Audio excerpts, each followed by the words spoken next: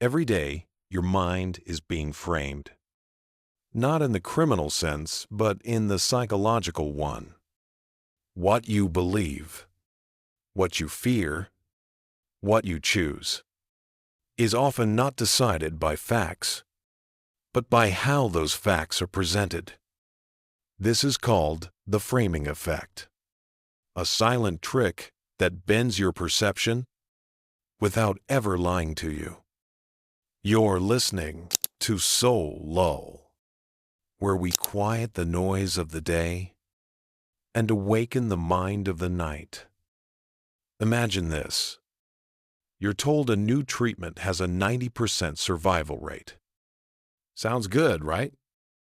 Now imagine you hear instead, it has a 10% death rate.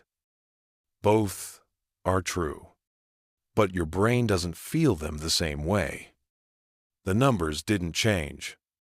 Only the frame did. The mind isn't built to process reality directly. It takes shortcuts, emotional ones. When information is wrapped in a positive frame, it feels safe, rational, and optimistic. When wrapped in a negative one, it feels risky, dangerous, and unacceptable. So whoever controls the frame controls your emotional response, and through it, your decision. Framing is a linguistic illusion. It's not about truth, it's about angle. Every word carries a lens, and that lens colors your perception. Governments use it in policy, advertisers in persuasion, leaders in manipulation. A tax becomes a contribution. Surveillance becomes protection. War becomes defense. The words stay technically honest, but they shift your emotional compass. Your brain, desperate for simplicity, accepts the story that feels smoother. And the smoother story always wins. When a company says 90% fat-free instead of contains 10% fat, when a politician says saving jobs instead of cutting losses, when an app says only 2 left instead of almost sold out, framing builds illusions of value, morality, and urgency. It can make a failing idea sound noble or a dangerous act seem necessary. Think of propaganda posters, marketing slogans, even relationship arguments. I only did this to protect you. Same event, different frame, new meaning. The truth doesn't need to change. When emotion does the work. The human brain is wired for emotional shortcuts. Logic is slow. Emotion is instant. Framing bypasses logic by shaping the emotional context before logic even enters the room. We evolved to respond faster to tone than to content. That's why news framed in fear spreads faster than neutral reports. That's why we believe headlines we agree with and dismiss those that make us uncomfortable. Framing feeds on comfort and fear, 2 levers that move almost every human choice. So, how do you escape the frame? By stepping outside of it? When someone tells you 90% survive, ask yourself, what's the flip side? When someone says, we have no choice, ask, who decided the options? Every frame hides a mirror version of itself. If you can see both, you're free. If you only see one, you're being led. The key is reframing, learning to rewrite the sentence until the emotional weight disappears and only the logic remains. Because in the end, Control rarely begins with chains. It begins with words. And when words define your world, you don't need a cage to be trapped. You just need the right frame. Every decision you make begins with a number you didn't choose. A number that quietly shapes what feels fair, what feels right, what feels possible. That number is your anchor. And the moment it's planted, it starts pulling your mind toward it. This is called the anchoring effect. A bias so simple yet so powerful that it can make you believe the unbelievable. The anchoring effect happens when your brain latches onto the first piece of information it receives and uses it as a reference point for everything that follows. You see the first number, the first idea, the first offer, and without realizing it, it becomes the ruler by which all future choices are measured. Even if that first number is random, even if it has nothing to do with reality, your mind, hungry for stability, uses the first thing it sees as a compass, even if it's pointing in the wrong direction. Picture this. A car is listed for $30,000. You negotiate it down to $26,000 and feel like you've won. But the dealer set that anchor. They knew where your mind would orbit. Now, imagine a sales sign that reads, was $199. Now, $99. You don't ask what it's really worth. The anchor tells you it's a deal. Politicians use it when they propose something extreme first, so the compromise looks reasonable. Social media influencers do it with luxury pricing, so everything beneath it feels attainable. Even in relationships, anchors exist. Someone sets the tone early, through affection, silence, control, or generosity. And from that first moment, you measure all that follows through that original lens. The brain's default question is not, is this true? It's compared to what? Anchors give that what. They create artificial baselines. And once those baselines are installed, you stop evaluating reality. You start evaluating distance from the anchor. Even experts fall for it. In one study, judges rolled dice before setting bail amounts. The higher the number on the dice, the higher the bail they gave. Random chance shaped justice. Anchoring doesn't need logic. It only needs presence. News headlines drop numbers first. 500,000 jobs lost. And your brain instantly calibrates fear. Advertisers show the premium plan before the basic one. The first price feels painful. The second suddenly feels safe. The trick? Nothing changed except the order. Sequence is power. Cult leaders use the same principle emotionally. They anchor followers to early love bombing, so later control feels like care. Governments do it with fear levels. Brands do it with prestige. And people do it with expectations. Anchoring is everywhere a first impression exists. The only defense is awareness. When you notice the first number, pause. Ask, who gave me this baseline? And what would I think if I'd never seen it? Reset the frame before it roots. Refuse to orbit around numbers that aren't yours. Because once an anchor sinks, every thought swims in its gravity. Detach from the first offer. Question the first truth. And never let the first number own your mind.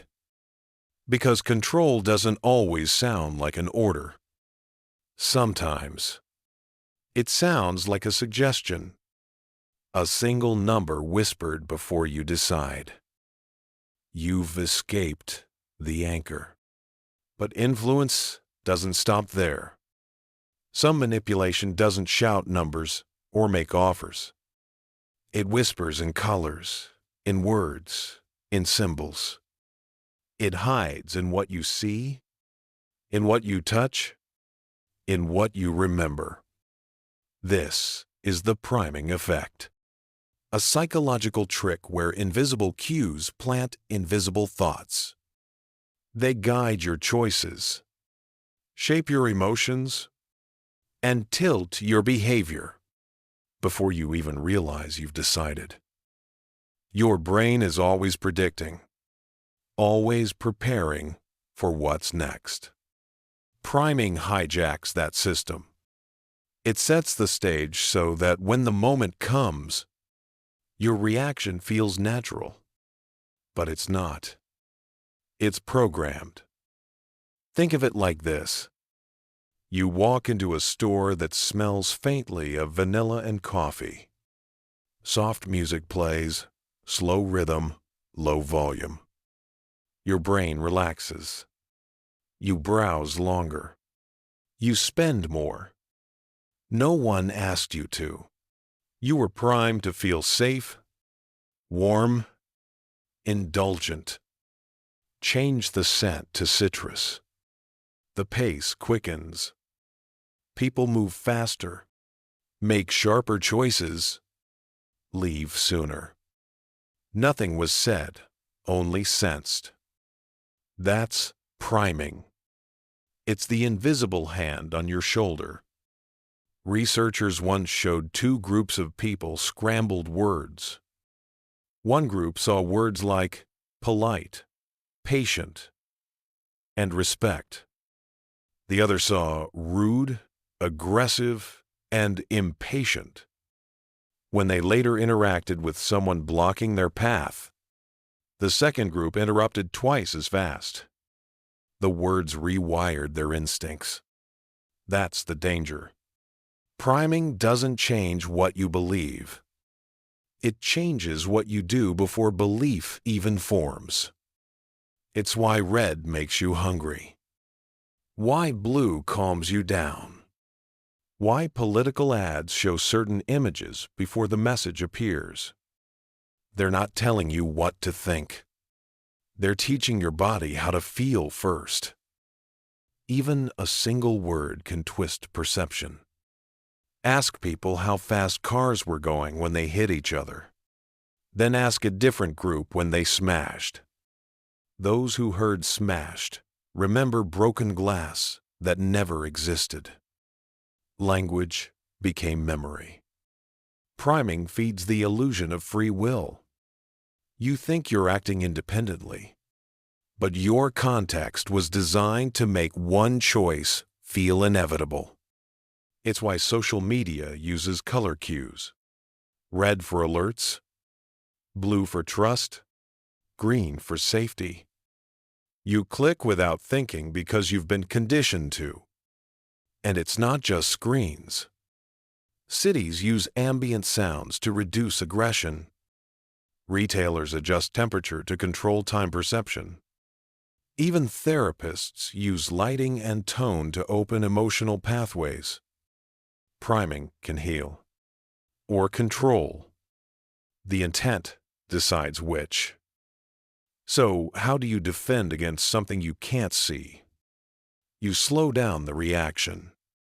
When something feels immediate, pause. When you feel certain without knowing why, pause again. Awareness rewires the script. The moment you name a cue, it loses half its power.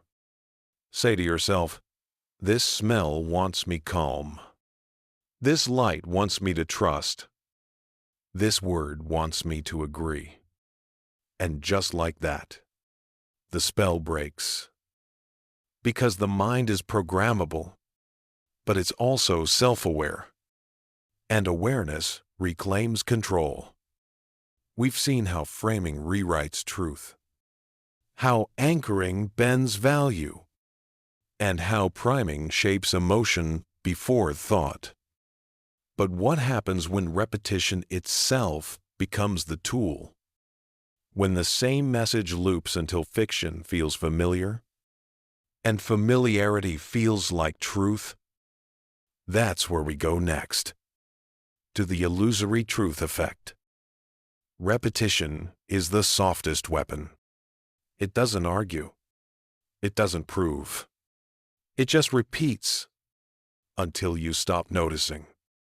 This is the illusory truth effect, the psychological bias that makes a statement feel truer, simply because you've heard it before, not because it's logical, not because it's real, but because it's familiar. The human brain confuses ease with truth. The smoother something feels to recall, the more real it seems. Each repetition polishes the lie until it shines like fact. That's why propaganda doesn't need to convince you. It only needs to surround you. The same slogan, the same symbol, the same soundbite echoed everywhere. Your mind stops asking, "Is it true?" and starts saying, "I've heard this before, it must be." Advertisers know this. Politicians know this. Algorithms know this best. They feed you loops, content you've already seen, opinions you already share. Familiarity becomes comfort. Comfort becomes belief. Even memories can be rewritten this way. Say a false story often enough, and your brain fills in the missing proof.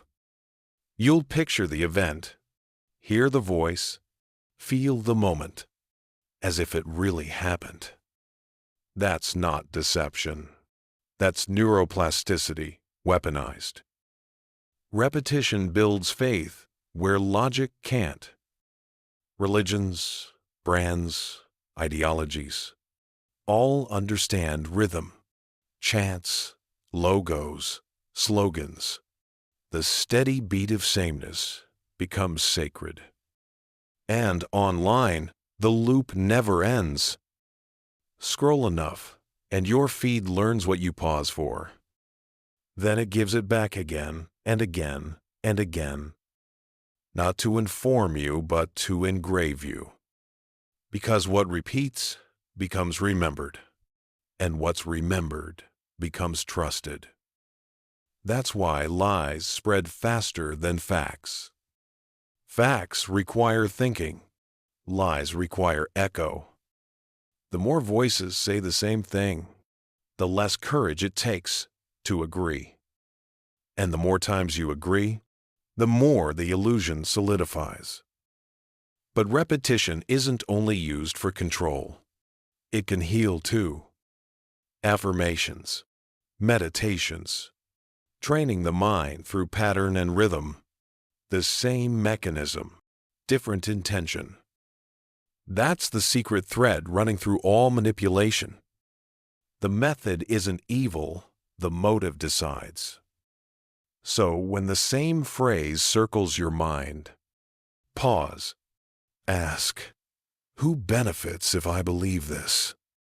Who gains if I repeat it? Because awareness breaks the echo. Repetition ends when you stop responding to it, when you replace the noise with silence.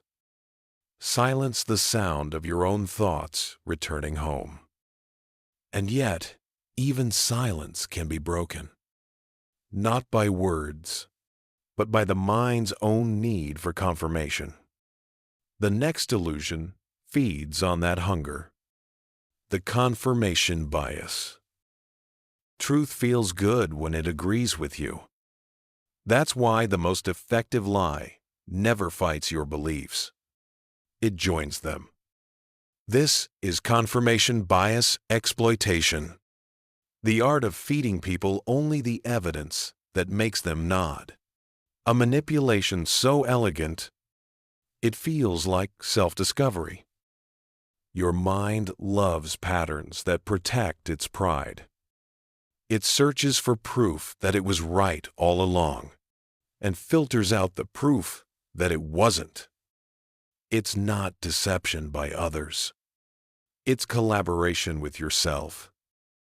When you scroll through headlines that fit your opinion, when you dismiss news that doesn't, when you say that sounds true without checking why, you're inside the bias. Manipulators don't need to change your mind. They just need to design a world where your beliefs are always confirmed. Echo chambers, personalized feeds, selective outrage. Every algorithm whispers, "You're right, keep scrolling." That comfort becomes a cage. Because when being wrong feels like pain, you'll avoid pain at any cost, even at the cost of truth. Propaganda thrives on this reflex. It doesn't need facts, just fragments that fit the story you already believe. Show a single statistic, a familiar symbol, a phrase that flatters your side, and the brain fills in the rest. Belief becomes self-repairing. That's why debates rarely change minds. Each side listens only for the sentence that proves them right. We confuse hearing with filtering.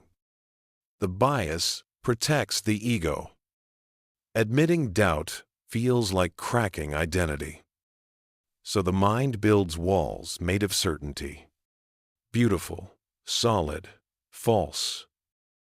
Marketers use it when they say, "Smart people choose this brand." You buy the product to protect the compliment. Leaders use it when they say, "Only the wise see what's really happening." You defend the doctrine to defend yourself. The more someone flatters your intelligence, the more carefully you should listen. Because truth doesn't need flattery. Only lies do. So how do you escape it? By turning curiosity into discipline. When something feels perfectly right, ask, "What would prove me wrong?" And if you can't answer, the bias owns you. Seek the discomfort of contradiction. Read what challenges you. Listen to those who oppose you.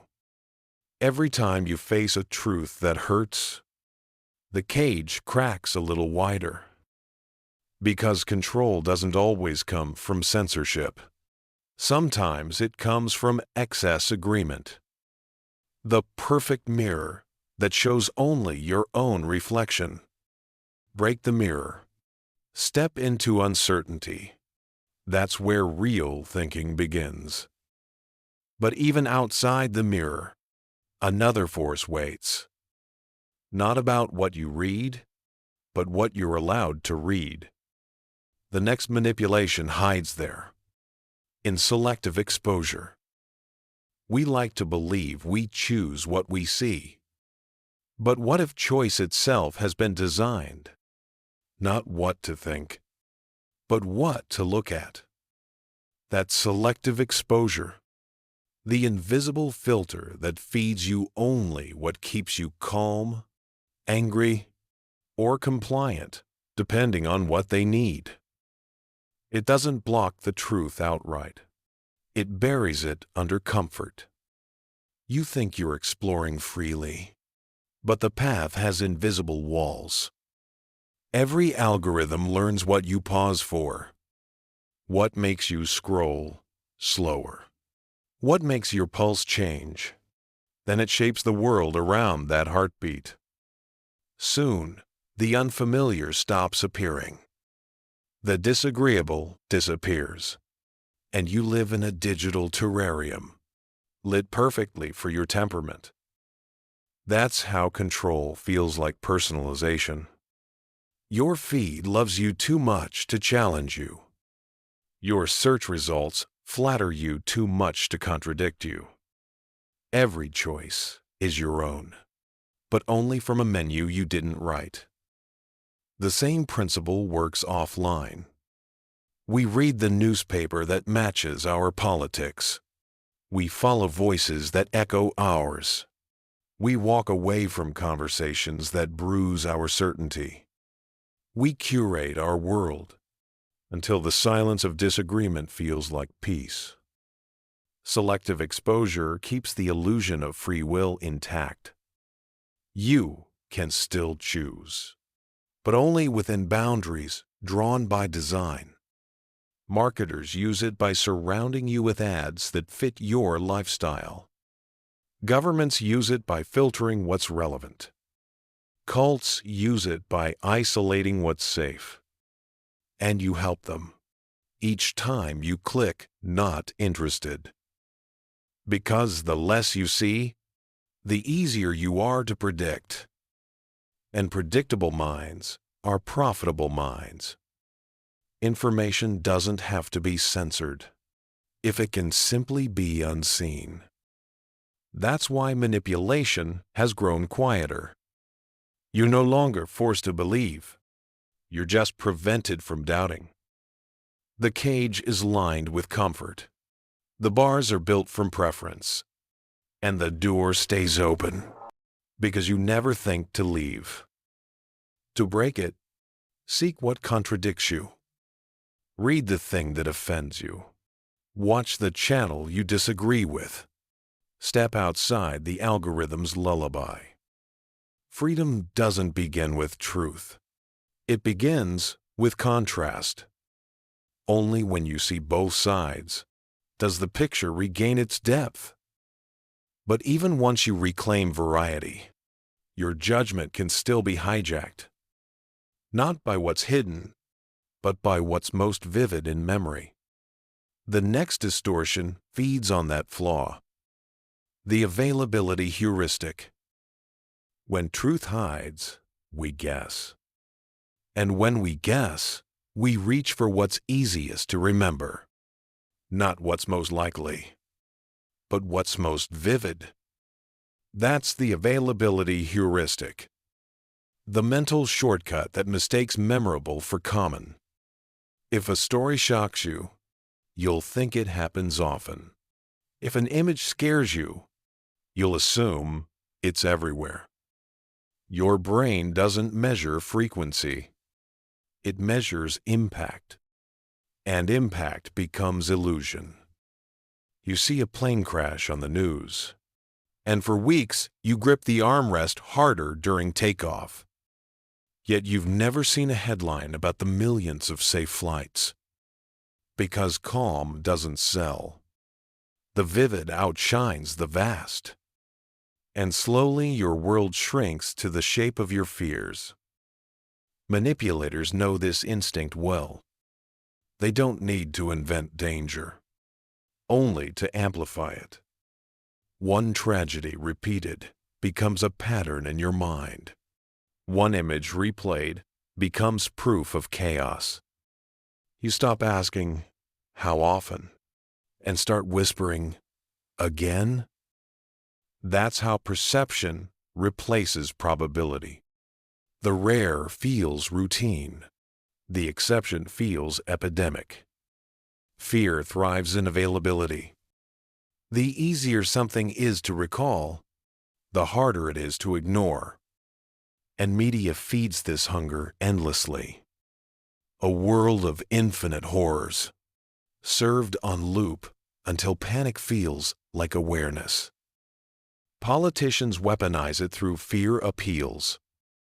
Highlight one violent act, and suddenly security becomes your god. Advertisers do it with scarcity, reminding you of what might run out, never what never did. The mind remembers the dramatic, not the accurate. That's why you remember the one betrayal, not the 100 acts of kindness. Why a single rejection echoes louder than 1,000 quiet approvals. To control emotion, they control what's shown often. Repetition turns memory into metric. And soon, the rare becomes routine, The isolated becomes identity. But the truth hides in what you never see. The uneventful day, the unseen kindness, the silent majority who don't make headlines. To escape the heuristic, count what's missing. When fear rises, ask, how many times has this really happened? Am I reacting to danger or to drama? Because the mind is loyal to memory, not to math. It loves stories more than statistics. And whoever writes those stories writes your sense of safety. But fear isn't the only illusion of pattern. Sometimes we see meaning in pure coincidence. We connect dots that were never meant to touch. That's the next distortion, the representativeness heuristic. The human mind loves patterns. They make chaos feel safe. They give the unknown a shape, a rhythm, a reason. But patterns are double-edged. The same instinct that helps us survive can also make us blind. This is the representativeness heuristic. A mental shortcut where similarity becomes proof, where looks like quietly turns into is. We all do it. We meet someone who reminds us of someone we trust, and we feel safe before they've earned it. We hear a confident tone and assume competence. We see a pattern and build a story around it. Not because it's true, but because it fits. Your brain is a storyteller. It hates unfinished puzzles, so it fills gaps with what feels familiar.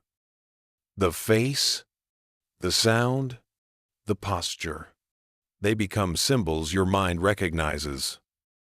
Recognition feels like understanding, but it isn't. Imagine watching a stranger walk into a room. They wear a white coat. You assume they're a doctor. You trust the posture, the clipboard, the calm expression. You obey directions before credentials are shown. That's representativeness. The image of authority replaces proof of it. Manipulators thrive in this blind spot. They learn what competence looks like, what love sounds like, what innocence feels like, and they copy it perfectly. They don't need to be real.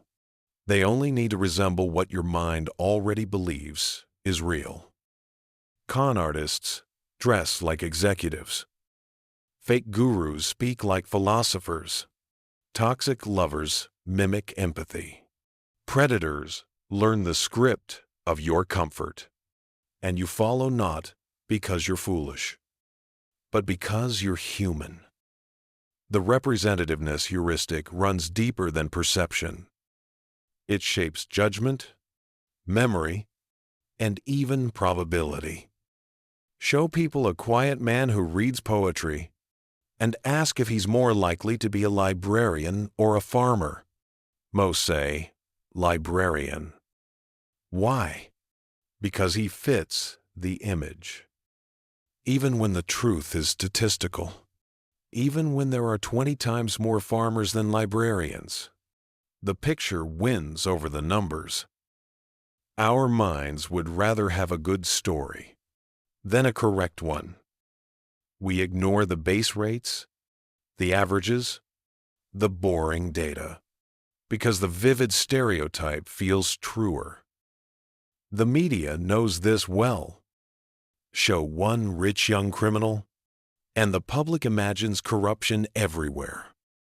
Show one tragic victim, and fear spreads faster than math. The representative replaces the real. It happens in relationships, too. Meet someone who mirrors your first love, and suddenly, nostalgia rewrites judgment. You assign them virtues they never showed, because they remind you of who once had them. You don't fall for the person. You fall for the pattern. The bias rewards familiarity, and familiarity feels like safety. But safety is not always truth. Representativeness is efficient, and efficiency is dangerous because it skips evidence, skips probability, skips doubt. It hands over trust to resemblance alone. To escape it, you must slow perception.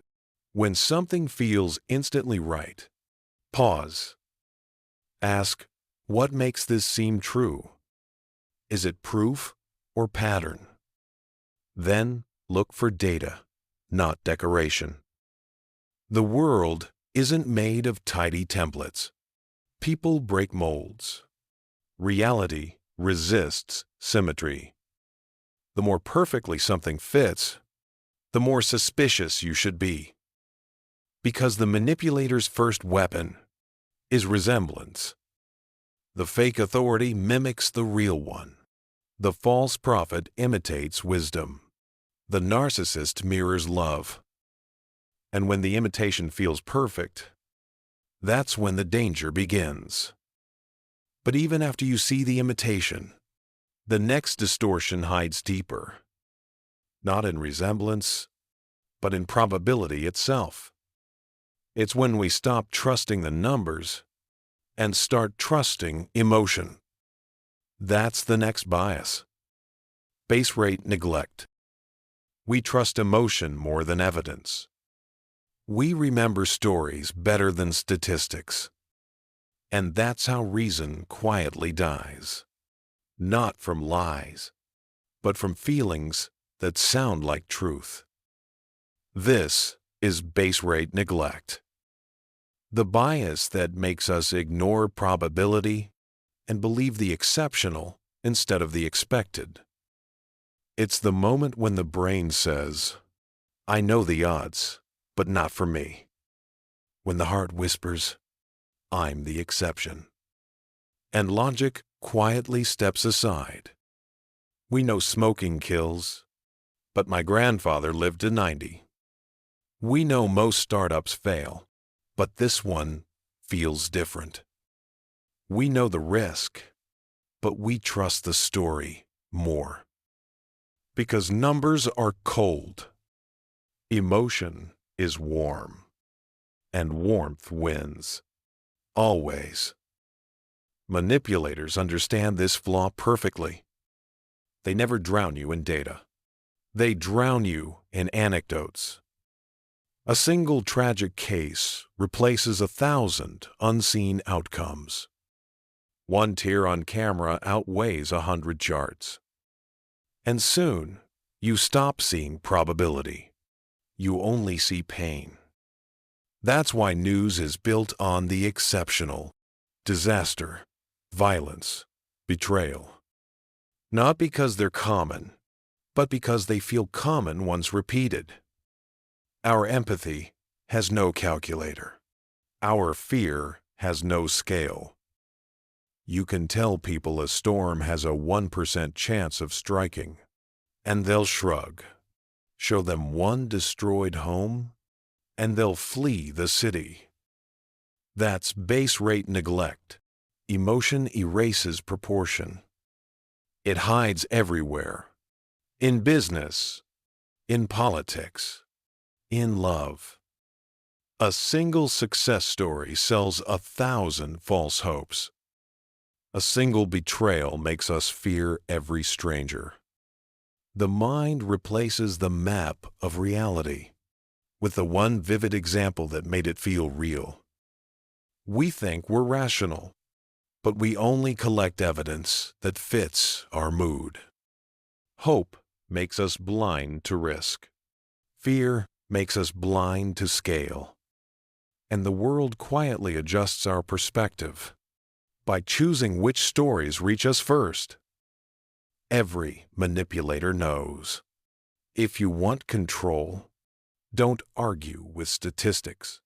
Replace them with a single, unforgettable image. You can warn someone that a scam happens every day, and they'll still believe this one is different. Because they don't see the base rate. They see the exception and mistake it for the rule. It's why conspiracies grow. They ignore the boring math and focus on the emotional outlier. They make the improbable feel intimate, and intimacy beats accuracy every time. To escape it, you have to slow down your certainty. When something feels too meaningful, too aligned, too rare, ask, how often does this really happen? Seek the base rate hiding behind the drama. Ask for scale before you react to story. Because manipulation lives in the gap between feeling and frequency. If you want to stay awake in a world of spectacle, learn to love numbers again. They may be cold, but they are honest.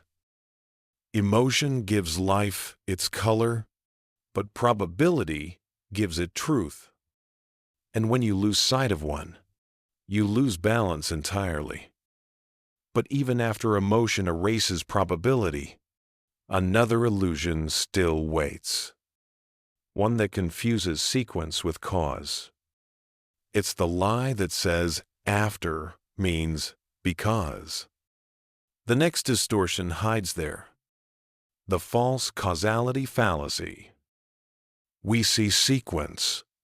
We feel meaning. And somewhere between the two, we invent causality. Something happens, then something else happens. And the mind whispers, that must be why. It's comforting, isn't it? The idea that events line up for a reason. That every effect has a visible cause. That life is a chain, not chaos. But this belief is fragile, and the world knows how to use it against you. This is false causality. The post hoc fallacy. The illusion that after means because. It's one of the oldest manipulations in history. Not a lie about facts. A lie about connection. You take a pill and feel better the next day. So you credit the pill, not the time. You wear a charm and something lucky happens. So you bless the charm, not coincidence. You vote for someone and the rain stops. So you thank the leader, not the weather. We crave stories that make the universe make sense. But the world isn't a story, it's statistics wrapped in chaos. Still, we chase patterns, and anyone who offers one becomes powerful.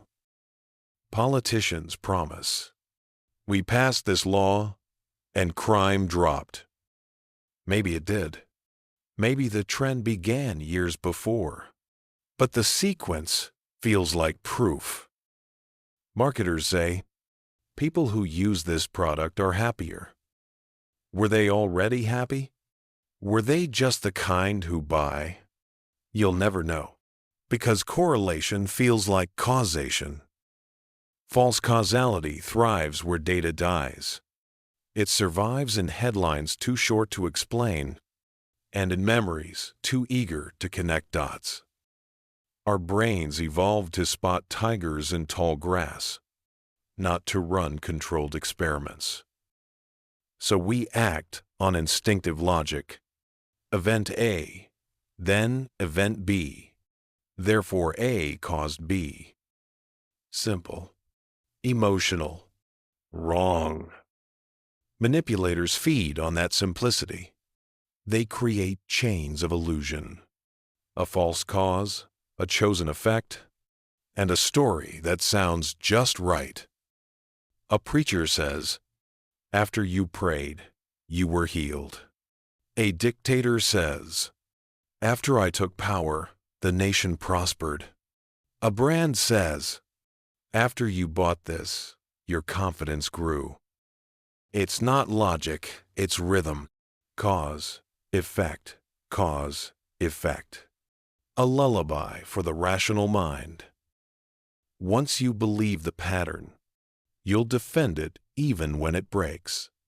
You'll explain away the failures, search for missing variables, protect the myth that kept you safe. Because causality isn't just cognitive, it's emotional. It gives comfort. It gives control. It tells you the world can be predicted and therefore prevented. That's why fear campaigns use it relentlessly. They link random tragedy to a specific blame. They show you one act of violence and name a target, a group, a face, a symbol. The cause doesn't need to be real. It only needs to feel close enough. Once you accept that link, anger becomes obedience, and obedience becomes policy. False causality isn't about evidence. It's about sequence weaponized as truth. You see it in relationships, too. Someone hurts you right after you set a boundary, and they say, "See what happens when you pull away?" You try again, and they're kind. And they say, "See, I told you love fixes things." They make cause and effect dance in their favor. You stop seeing choice. You start seeing fate. To break this spell, you must learn to separate timing from truth. Ask yourself, what else could explain this? Was it already happening before? Would it have happened anyway?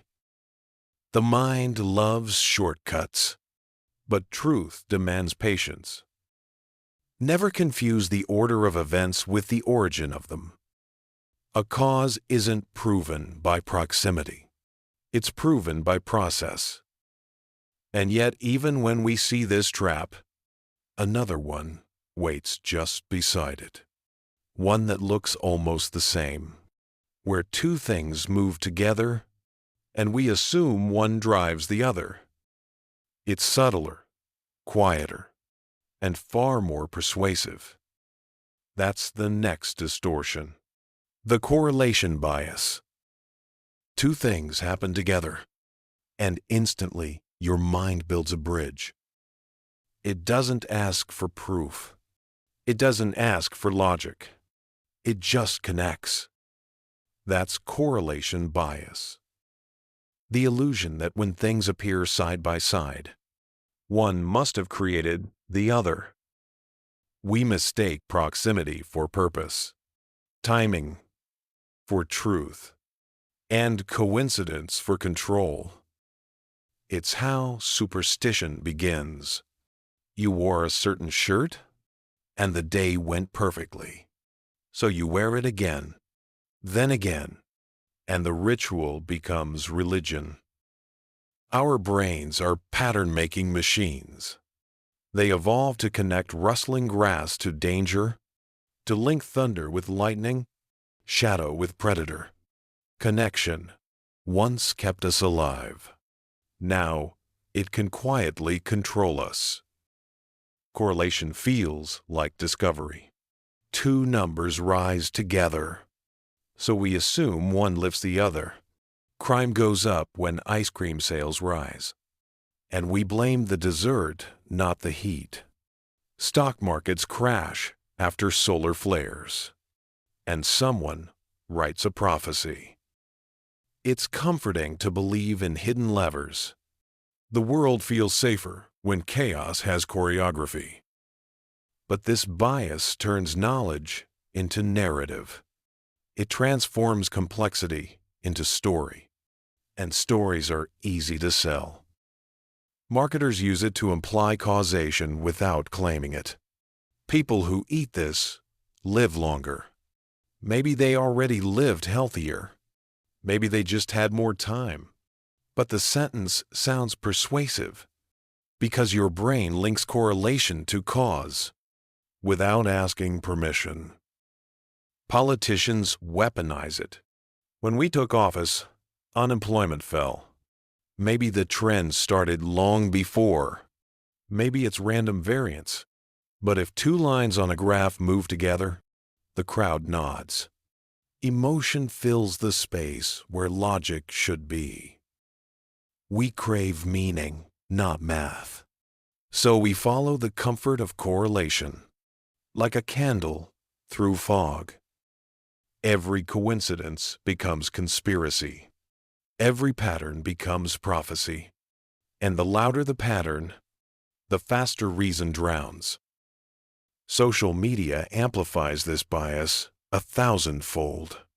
Posts that repeat together feel connected. Tragedies that trend together feel planned. People see patterns where there are only algorithms, feeding them familiar chaos. It's not evil. It's the mind's way of surviving in noise. But it becomes dangerous when others compose the noise for you. Correlation bias is the engine of misinformation. It drives fear campaigns. It fuels health myths. It turns single anecdotes into global proof. A person gets sick after a vaccine, and millions see cause where there is only coincidence. When emotion enters, probability exits. When pattern appears, doubt disappears.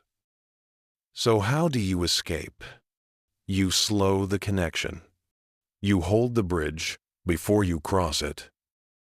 Ask yourself, could both be caused by something else? Would it still happen if one disappeared? What's the base rate behind this bond? If the answers are cloudy, the cause isn't real. True causality leaves trails. It repeats under experiment. It survives contradiction. Correlation leaves only echoes. Loud, emotional, empty. And the more confident the claim, the more quietly you should question it. Because the world is full of parallel movements that never touched each other. And the manipulator's greatest trick is convincing you they did. We've seen how false causality builds sequence from coincidence and how correlation bias turns nearness into necessity. But the next illusion dives deeper into chance itself. It's the belief that randomness has rhythm, that the universe owes us balance, that luck can be predicted. That distortion is next. The gambler's fallacy. We crave order. We want the universe to make sense, to feel fair, to follow rules. But the universe doesn't play fair. It plays random. And our minds hate that. We search for rhythm inside chaos. We look for meaning where there is only math. And when chance repeats itself, we whisper, it's due to change. That whisper is the gambler's fallacy. The illusion that past outcomes change the odds of what comes next. It's the voice that says, 5 losses in a row, I'm bound to win.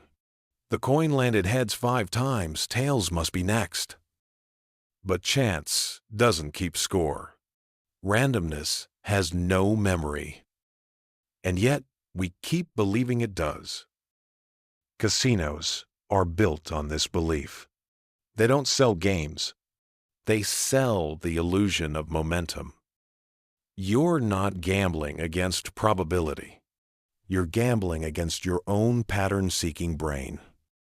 Roulette spins red 5 times, and the crowd leans toward black.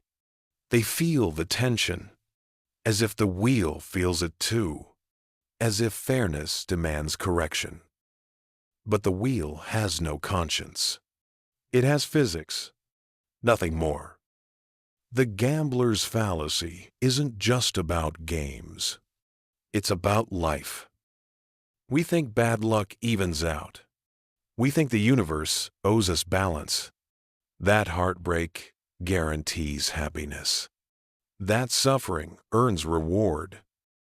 But the universe doesn't owe anything. It simply is. And yet we cling to this bias because it gives chaos a moral shape. It lets us pretend that fairness is built into fate. That illusion comforts us and destroys us. It fuels obsession, addiction, perseverance for all the wrong reasons. People stay in toxic relationships because it can't keep being this bad. They keep investing in failing projects because it has to turn around soon. Each loss feels like a step closer to reward, when in reality, it's just another step deeper into chance. Manipulators use this flaw like puppeteers. They build systems of intermittent reward, random affection, unpredictable praise, sudden withdrawal, followed by warmth. They make you think, I've suffered enough, love must be next. And that thought keeps you tied to the table, betting your time, your energy, your heart. That's not love. That's variable reinforcement, the same mechanism used to train animals and addicts alike.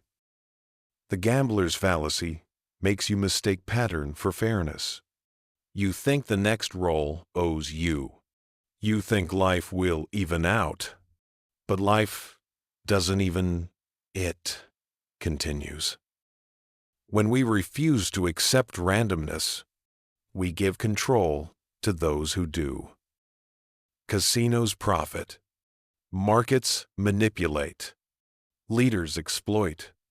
And we keep spinning, believing the next round will make it all make sense. To break the fallacy, you must learn to love uncertainty, not fear it. See luck for what it is: indifferent, blind, free. Ask yourself, would I still do this if I knew the odds never change?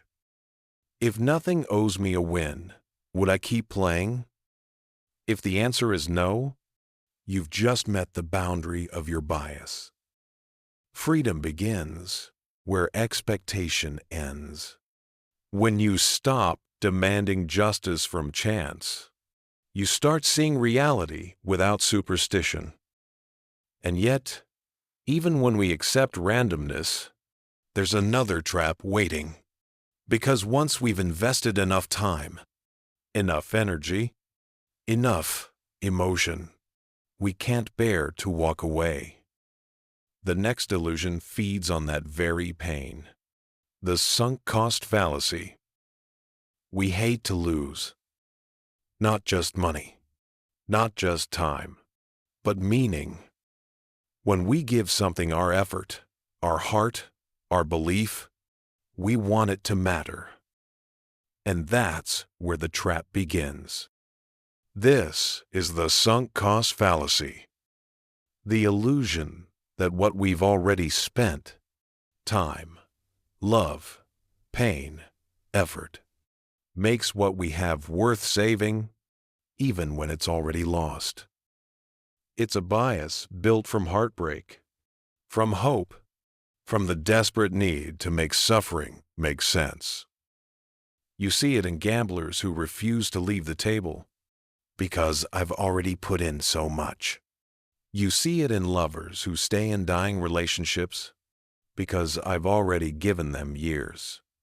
You see it in leaders who won't admit a plan has failed because we've come too far to stop now. The mind clings to its investments, even when they're gone. We mistake endurance for progress. We confuse persistence with purpose.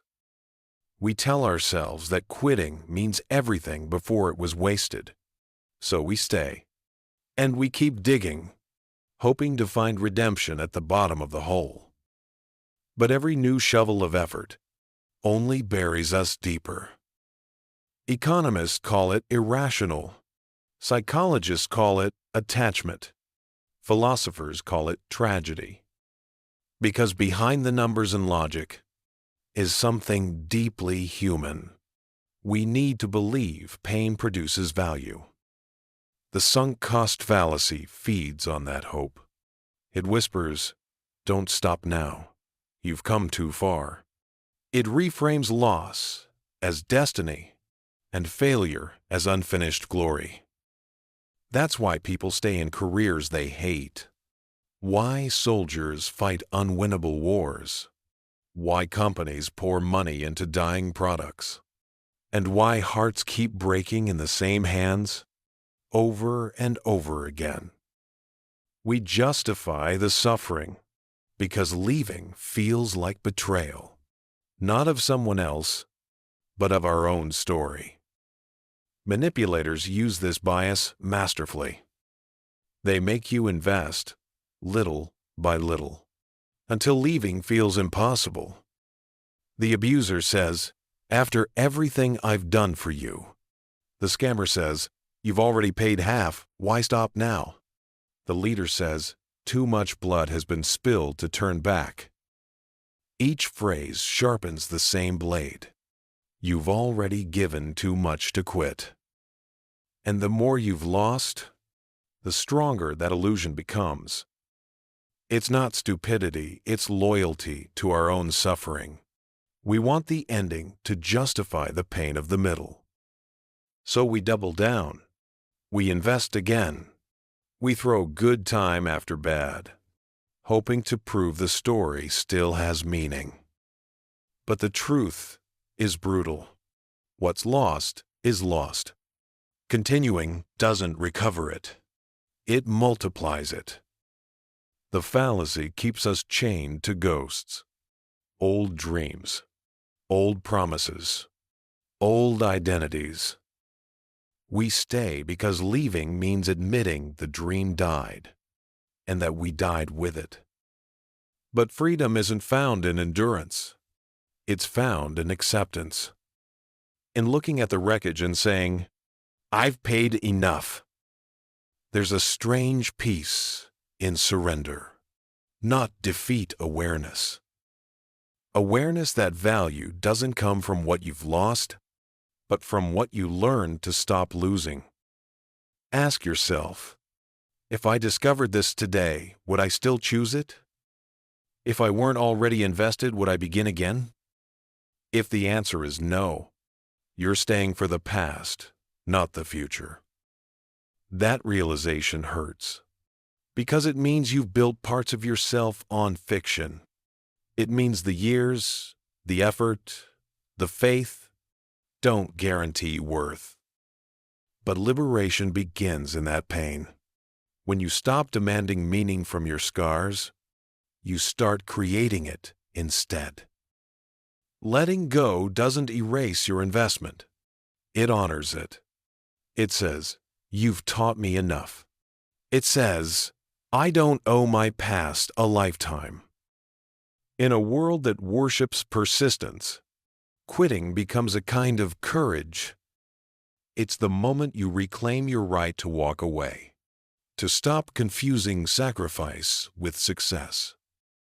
The sunk cost fallacy ends the moment you choose truth over time.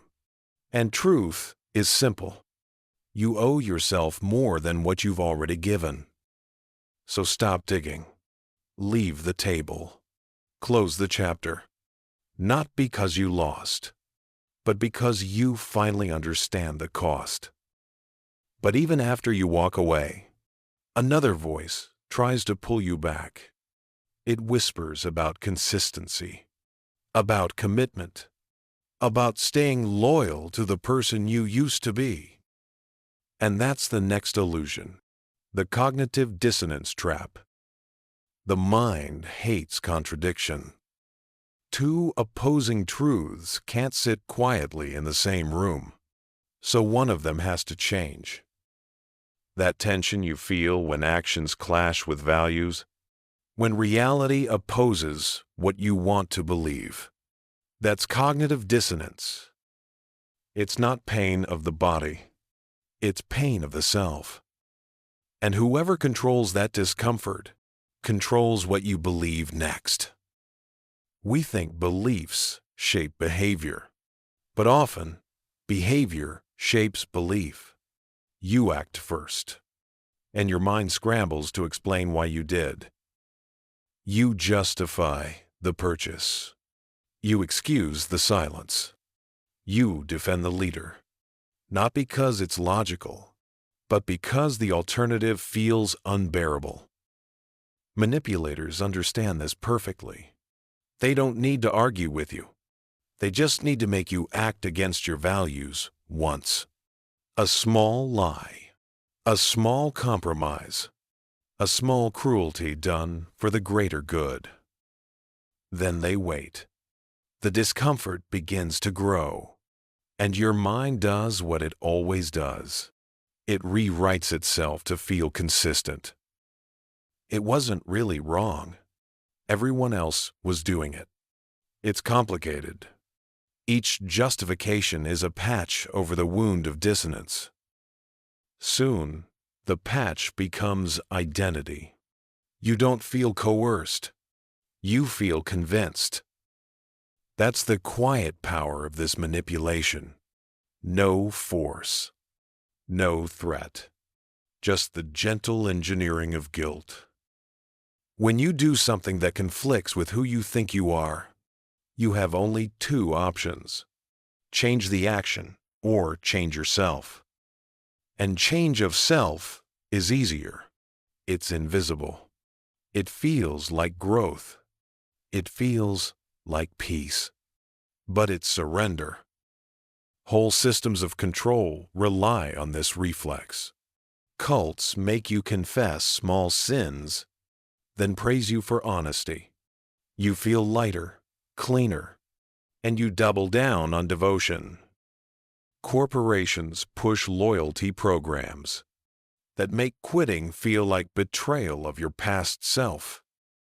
Governments frame obedience as virtue. Break the rule, feel shame. Obey again, feel relief. The discomfort of doubt becomes the leash. You'll do anything to silence it. It even shapes love. When someone treats you badly, but you stay, you need to believe you're staying for a reason. So you create one. They just had a bad day. They're hurting too. You mold belief to protect hope. The longer you live in contradiction, the harder the truth becomes to face. You build an identity out of excuses, and every new inconsistency demands another lie to survive. Cognitive dissonance doesn't destroy belief. It fertilizes it. Each rationalization roots it deeper. Each defense turns doubt into doctrine. That's why revolutions are rare. Why people cling to failed systems, broken leaders, and toxic loves. To admit wrongness would unravel the entire story of self, and the mind protects its story at any cost. The exploiters know truth doesn't need to be hidden, just made uncomfortable. When reality hurts, people will edit reality to feel safe. To break this cycle, you must learn to sit in contradiction without panic, to feel the burn of dissonance, and let it tell you where your truth has been bent. Ask yourself, what am I defending, the fact or the feeling? If removing comfort erases your certainty, it was never certainty at all. Real integrity isn't consistency. It's the courage to update yourself when the facts change. The discomfort you feel when truth returns isn't weakness. It's recalibration. It's the mind stretching back into alignment. Let the contradiction stand. Don't explain it away. Breathe through it until clarity replaces comfort.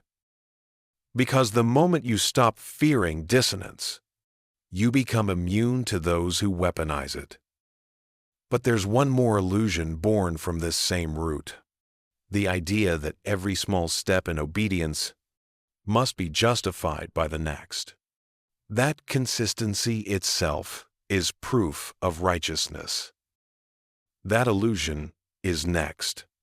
The foot in the door rationalization.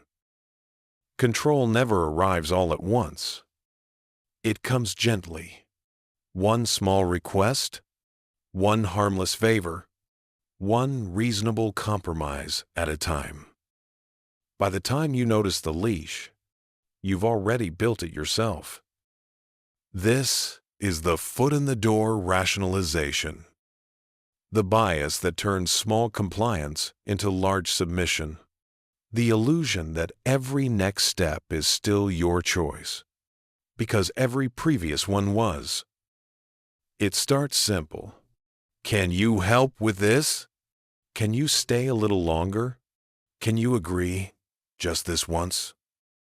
And you say yes, because it costs nothing, because you're kind, because you want to stay consistent with the person you think you are.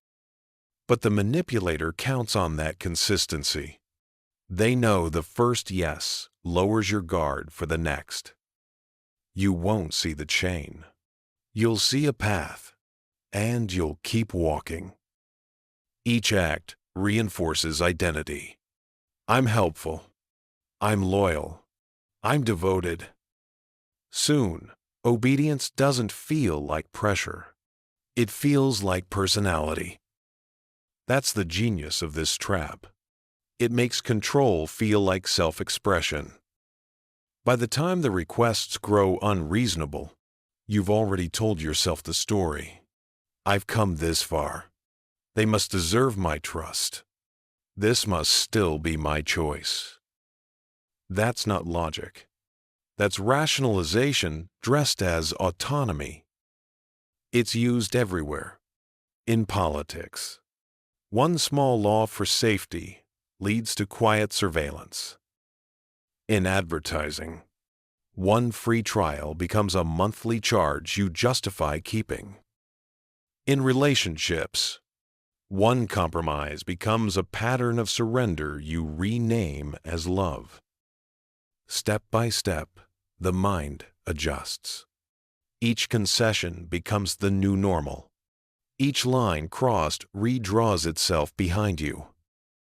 And when doubt finally whispers, you silence it with memory. But I chose this. I said yes. I'm not trapped, I'm committed. That's the heart of the manipulation. It doesn't force you to obey. It convinces you that obedience is integrity. To break it, you must learn to separate agreement from identity. You are not your past yeses. You are the moment you can still say no. Pause before the next request. Ask, would I choose this if it were the first step, not the 50th? If not, the door has already closed behind you.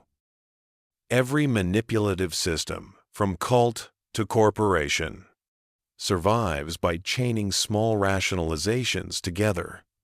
They never demand your soul. They just keep asking for your time, your patience, your silence, until silence itself becomes loyalty. But awareness unthreads the chain.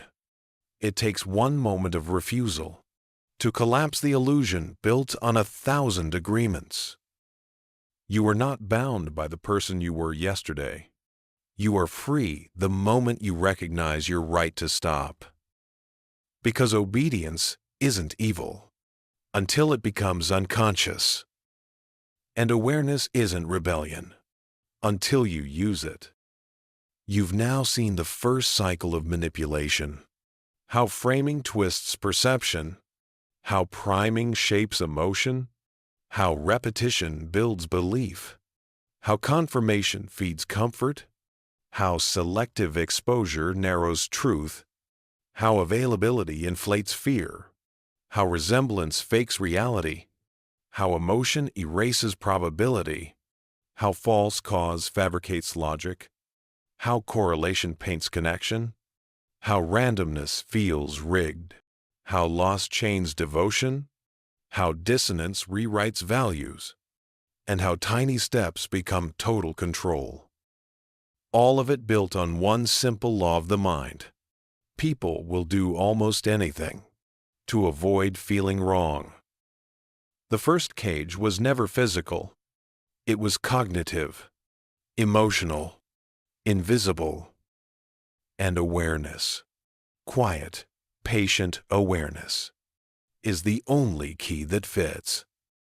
This is where we pause, not at the end of understanding, but at the beginning of seeing. Because every illusion you've learned here can be reversed. Every manipulation can be met with mindfulness. Every bias can be seen, named, and disarmed. The next chapter begins not with control, but with resistance. The next episode, the next descent, will explore how behavior, not thought, becomes the battlefield.